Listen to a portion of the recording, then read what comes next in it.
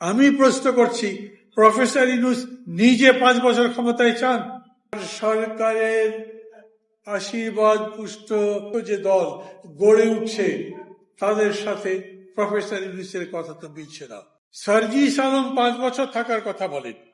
আমার কোনো কোনো সময় মনে হয় বড় দল হিসেবে, প্রধান দল হিসেবে বিএনপি কথা বলবার সময় তাদের পয়েন্ট ঠিক মতো তৈরি করতে পারে না।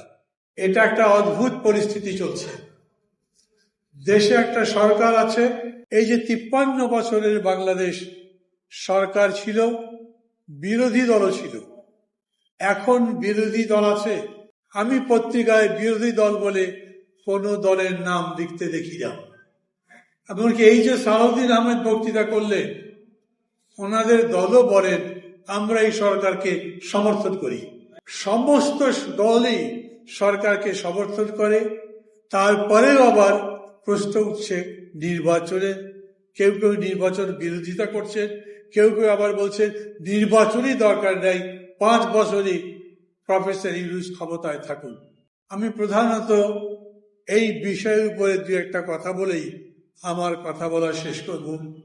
এই জন্যই যে বর্তমান সময়ের জন্য আমি মনে করি এই কথাটা খুব জরুরি। প্রফেসর ইউনূস 5 বছর ক্ষমতায় থাকুন। চান সবাই? আপনাদের মত জিজ্ঞেস করছি আমি প্রশ্ন করছি, প্রফেসর ইউনূস নিজে 5 বছর ক্ষমতায় চান? উনি বলেছেন। উনি গতকালকেও একটা সভা করলেন, সেইখানে যে ঐকমত্য কমিশন আছে তাদেরকে ডেকে বললেন যত তাড়াতাড়ি করো সংস্কার করে ফেলো, আমি জুনের মধ্যে নির্বাচন করে ফেলতে চাই। তো কারো সম্পর্কে যদি কথা বলতে হয় তাহলে সবার আগে তো প্রফেসর ইউনূসকে বলতে হবে।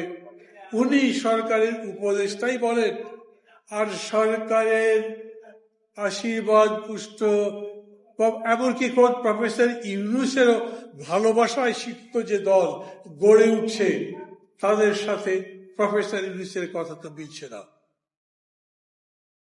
সার্জিস আলম 5 বছর থাকার কথা বলেন, প্রথম উনি ওই কথা তোলেন, বাকি তার সাথে অন্যান্যরা একই কথা বলে।